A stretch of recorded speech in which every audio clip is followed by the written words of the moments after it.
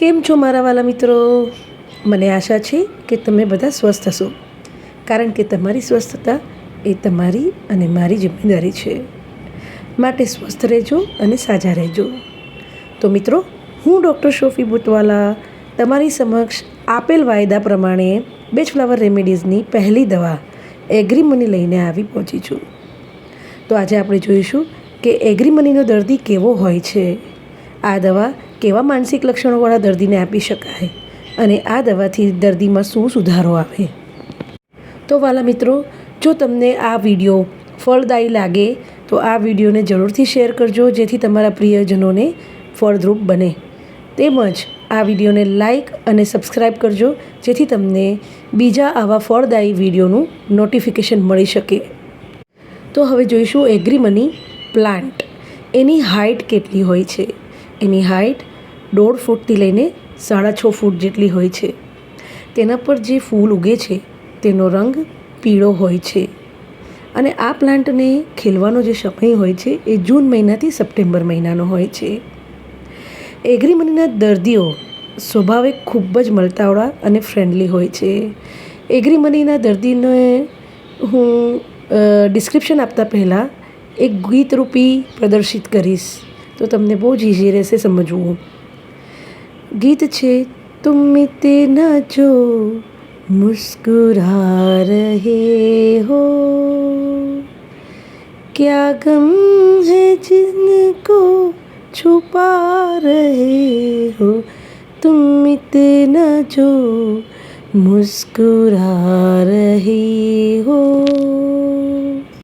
દોસ્તો, આવા દર્દીઓ બહુ જ ફ્રેન્ડલી હોય છે. તેઓ ફ્રેન્ડ, ફેમિલી અને પબ્લિકમાં ભળી જતા હોય છે, એટલે એ લોકો બહુ જ લોકપ્રિય હોય છે. પણ તેઓ અંદરથી ખૂબ જ દુઃખી હોય છે. તેઓ તેમનું દુઃખ, દર્દ અને તકલીફ અંદરને અંદર છુપાવીને રાખતા હોય છે અને બહાર ખુશ રહેવાનો ડોળ કરતા હોય છે. આવા દર્દી ઝઘડા, આર્ગ્યુમેન્ટ અને વાત વિવાદ કરવું ગમતું નથી હોતું. તેથી તેઓ તેમનાથી દૂર રહેવાનું પસંદ કરે છે, કારણ કે આવા દર્દીઓ ખૂબ જ શાંતિપ્રિય હોય છે. તેમને ગુસ્સો કરતા નથી આવડતું હોતું અને એ લોકોનો ગુસ્સો પણ હોય તો દબાયેલો રહે છે. આવા દર્દી પોતાની તકલીફો દબાવીને રાખે છે અને ક્યારે પણ કોઈને કોઈ જ કમ્પ્લેન કરતા નથી હોતા. તેઓ નથી ચાહતા કે તેમની તકલીફથી કોઈ પરેશાન થાય, એટલે કે પોતાની અત્યંત તકલીફોને અંદરને અંદર રાખ્યા કરે છે અને આવી અત્યંત તકલીફોના કારણે તેઓ નશા, ડ્રગ્સ તેવી બધી વસ્તુઓ તરફ ચાલ્યા જાય છે. તેઓ નશો, ડ્રગ્સ પોતાને શોખમાં નથી કરતા હોતા, પણ તેઓ તેમની તકલીફો, દુઃખ, દર્દ અને એને ભૂલી જવા માટે નશો કરતા હોય છે. આવા દર્દીઓ એકલા નથી રહી શકતા. તેમને એકલા રહેવાથી તેમની પોતાની તકલીફોને દુઃખ યાદ આવ્યા કરે છે, એટલે રાત્રે પણ એમને ઊંઘની પ્રોબ્લેમ હોય છે, ઊંઘ નથી આવતી અને એના કારણે તેઓ સ્લીપિંગ પિલ્સ લેતા હોય છે અને એ સ્લીપિંગ પિલ્સનું એડિક્શન થઈ જાય છે. અને જો એમને વધારે પડતી તકલીફો હોય ને તો એ લોકો આત્મહત્યાના તરફ પણ વળી જાય છે. દોસ્તો, આત્મહત્યાની વાતમાં હું તમને એક ઉદાહરણ આપીશ. સુશાંત સિંહ રાજપૂત જે બહુ જ ફેમસ પર્સનાલિટી છે, એ આ એગ્રીમની દવાનું એકદમ જ ખરું ઉદાહરણ છે કે જે પોતાની પ્રોબ્લેમ્સ અંદરને અંદર રાખી અને છેલ્લે ડ્રગ્સને નશામાં પડી ગયેલા અને પછી આત્મહત્યા કરી નાખેલી. પોતાની પરેશાનીઓને અંદરને અંદર રાખીને તકલીફ છેલ્લે સુધી કોઈને ન કહી શક્યા અને પોતાનું જીવન ટૂંકાવી નાખ્યું. સુશાંત સિંહ રાજપૂતને આપણે બધા જ જાણીએ છીએ કે બહુ જ હસમુખો ચહેરો, બહાર ક્યારેય ખબર ના પડે કે એન્જિનિયર છોકરો, હસમુખો ચહેરો, મજાકિયો ચહેરો, અને એની પાછળ કેટલું દુઃખ અને દર્દ હતું જે કોઈને ખબર નહોતી. સાનું ડિપ્રેશન હતું, આપણે એને ડિપ્રેશનનું નામ લઈએ, રાઈટ? તો એને સાનું ડિપ્રેશન હતું, એ કોઈને ખબર ના પડી અને અંદરને અંદર રાખીને છેલ્લે ડ્રગ્સ કે નશાનો ભોગ બન્યો અને આત્મહત્યા કરી નાખી. તો દોસ્તો, આવા દર્દીઓ એગ્રીમની દવાના ઉદાહરણરૂપ છે. એટલે દોસ્તો કે આ પ્રકારના દર્દી જે હોય છે એ બહારથી ખુશ બિંદાસ દેખાય છે, પણ અંદરથી દુઃખી હોય છે. તેમના દુઃખ કે તકલીફની જરા પણ નિશાની બીજાને ખબર પડવા દેતા નથી.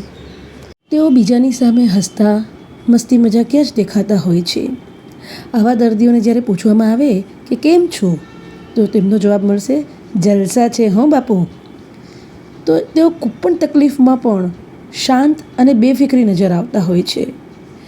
આવા દર્દીને કહેવાય છે joker, clone face, mask face. તો દોસ્તો તેઓ મહેફિલમાં બહુ હસી મજાક, શેરો શાયરી કરતા હોય છે. તેમના આવવાથી પાર્ટીની રોનક છવાઈ જતી હોય છે. આવા લોકોને પાર્ટીની જાન કહેવાય છે. આ દર્દી જ્યારે બીમાર થાય ત્યારે ડૉક્ટર પાસે જતા નથી હોતા, તેઓને લઈ જવા પડે છે. તેમનો ઈલાજ કરાવવું બહુ જ મુશ્કેલ કામ હોય છે, કારણ કે તેઓ ડૉક્ટરને પોતાની તકલીફ કહેતા નથી. તેઓ ડિટેલ ના બતાવે ડૉક્ટરને, એટલે ડૉક્ટર પણ આવા દર્દીનો ઈલાજ કરવો મુશ્કેલ પડી જતો હોય છે. એગ્રીમનીનો દર્દી જેવો દેખાય તેવો તદ્દન હોતો નથી. બહારથી ખુશમિજાજી દેખાતો વ્યક્તિ અંદરથી ખૂબ જ માનસિક અને શારીરિક રીતે તણાવમાં હોય છે. તેને ચાહે કેટલું પણ દુઃખ હોય, કોઈનો સપોર્ટ લેતો નથી, કોઈની સામે રડતો નથી, પણ એકલામાં કૂટી કૂટીને રડે. તેઓ ઇમરજન્સીમાં પણ કોઈની મદદ માંગતા નથી, કારણ કે તેઓ કોઈને પરેશાન કરવા માંગતા નથી.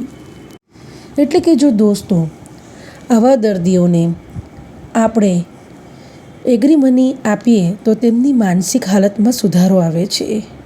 આ દવા લેવાથી દર્દી પોતાની તકલીફ ડૉક્ટર્સ તેમજ પોતાના પ્રિયજનો સામે કહેતો થાય છે અને તેમની લાઈફમાં ખુશીની લહેર પેદા થાય છે. જો સુશાંત સિંહ રાજપૂતને આવી કોઈ મેડિસિન મળી હોત તો એ પોતાની તકલીફો પોતાના પ્રિયજનોને કહી શક્યો હોત અને આજે એ આપણી સમક્ષ ઘણા બધા નવા નવા મૂવીઝ કરતો હોત.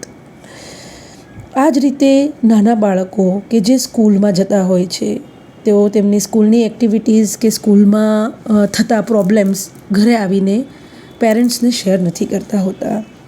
તો તેવા બાળકોને જો આ દવા આપવામાં આવે તો એમના સ્વભાવમાં બદલાવ આવે અને તેઓ પોતાની પ્રોબ્લેમ શેર કરતા થાય.